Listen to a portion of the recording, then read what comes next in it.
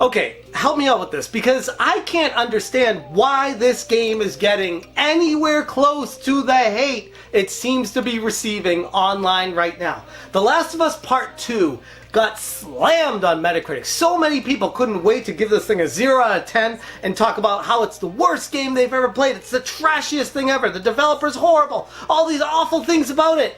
And most of them, let's be honest, probably haven't even played the game yet. They just saw some leaks, saw the story, heard about what happened, talked to some friends that might have played it, heard a specific YouTuber trash it, and they all just followed the herd and said, yep, I'm going to be a sheep and say this game's bad because everyone else is saying it's bad too.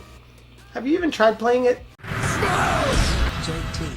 Here's the thing, everybody is entitled to their own opinion, and I'm sure this video is already getting a ton of dislikes and people starting to comment before they even got past the intro on the video saying how bad this video is because my opinion is not theirs. I'm not saying you can't like this game. I'm just saying I find it very questionable that so many people in the vocal minority of haters of Metacritic are just finding reasons to get mad at this game when I've played it now for about 7 hours and it's not bad. It's actually pretty good. In fact, I'd almost go so far as to say it's in competition for my game of the year. Now, again, I'm only 7 hours in and a lot can change, but as of right now, I cannot remember a game since the original Last of Us that had me so engulfed in the storyline, so captivated that it transported me into the world and I just feel so a part of it when I'm playing the game. It does a fantastic job of recreating reality, and that's something that a lot of video games aren't able to do. Sure, a lot of them try, but this one just seems to transcend everything. People are getting upset because of the direction that they went with the storyline, or that they just don't like Naughty Dog for whatever reason. Take your pick, there's plenty to choose from. But what I'm saying is, as a game, standing on its own with the shelf to help it, it's not that bad. It's really fun. If you just look at it from the caliber of what a game presents to the end user, ultimately that's what I feel like you should judge the game on. It's got some of the best graphics I have ever seen in video game history. The sound, the atmospheric conditions with the game just make you feel like you are living in that world. And while I don't mind the story so much, I know a lot of people seem to be fragile when it comes to games dealing with, we'll just say, sensitive issues, because clearly the world is not ready for this stuff yet. It's like Michael J. Fox when he played Johnny B. Good in Back to the Future, when it was too early and people were not ready for that kind of music, and everyone was like really confused as to what the hell was going on. That's what I feel like this game is right now to the haters, the people that just cannot comprehend what a good game actually is. So they look for the most minute details or a storyline part that they just don't agree with and blow it up and make a mountain out of that molehill, instead of just enjoying the game and ignoring the little tiny things along the way that you just didn't like.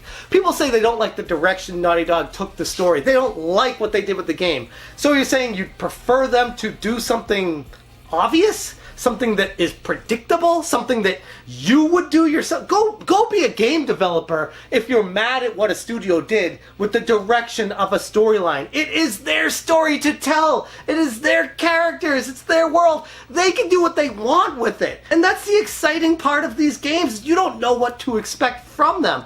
If it was just a straightforward, bland story that checked off all the boxes on your list of what makes a game good because you have all these predisposition biases that have to be met, holy crap, I don't even know where to start on that one. And I'm not saying that the game's absolutely perfect, that 10 out of 10 masterpiece that nothing will ever compete with. I don't mean that. It might be a 10 out of 10 when I'm done with the game, but right now I'm only 7 hours into it.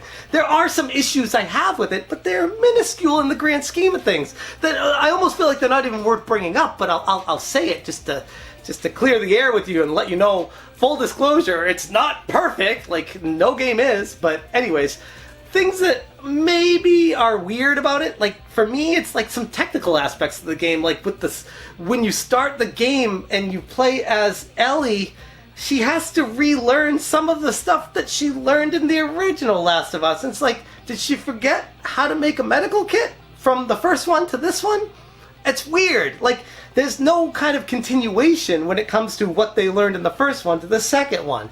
It kind of reminds me a little bit of like the Metroid games when Samus starts out and she has to like lose all of her techniques and special abilities and suits, and she has to go search them out to recreate everything like in all the Metroids. But this one isn't that. Like, these are like things that you know from memory, and you remember how to make a medical pack, and you have to relearn once you get the supplies and find the blueprints for certain things that you already knew about.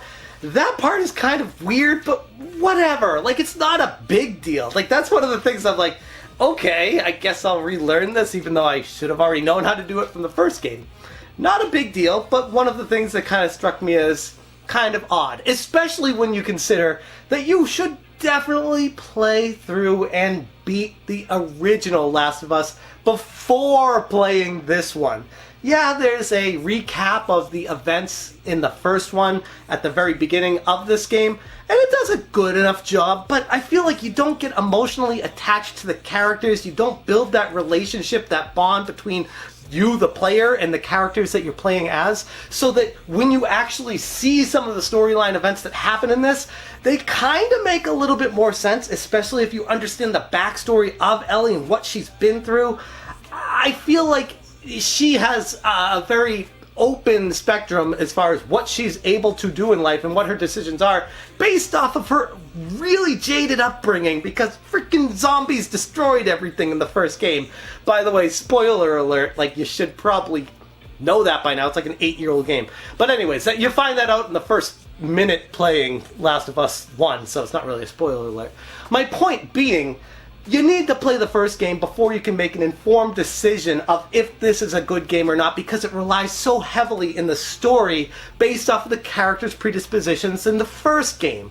And I feel like a lot of people in the Metacritic hate mob, which is what I'm going to dub them, the review bombing crowd, they didn't either play the first one or didn't even play the second one.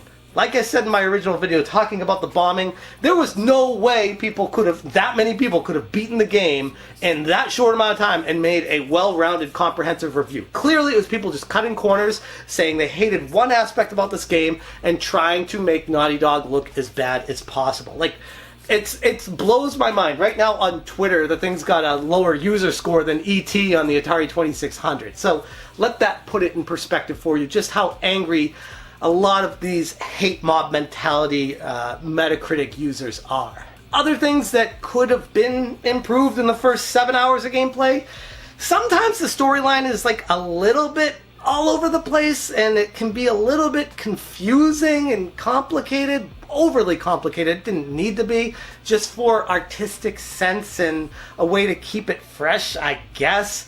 I would have preferred it all to be more organized and straightforward, but again, I'm nitpicking because it's fine. It's fine. Like, I'm literally, whatever. It's still fun to play, and I'm overlooking that because it's still enjoyable. I don't have any issues with the storylines like everyone seems to have. I don't have any predispositions going into this game.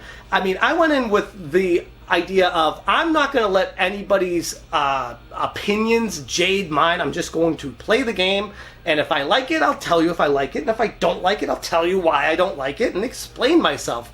I don't feel like I really need to explain myself. I'm playing the game, I'm having fun with it. I'm more confused as to why people hate this so much, especially people who haven't played the game. I encourage you, if you don't like the game because you heard something about it or someone told you not to like it, more likely, try it for yourself and make up your own mind. You'd be amazed at what your own mind is able to tell you when you actually experience things on your own. Like I said, I'm only 7 hours into it right now and can't wait to get back to it. It is such an enveloping experience that I feel like everyone who considers themselves a gamer definitely needs to experience at least once in their life. And hell, if you see the sales numbers on this thing, it's already going bonkers, knocking it out of the park, breaking sales numbers left and right, already destroyed the sales numbers from Nintendo's Animal Crossing New Horizon, which blew old sales records out of the water from other games. So yes, the game's selling really well, which is why I say it's the vocal minority that's the user scores on Metacritic, because that's what, like 15,000 people? When this thing is selling in the upwards of millions of copies within the first week. Think about that.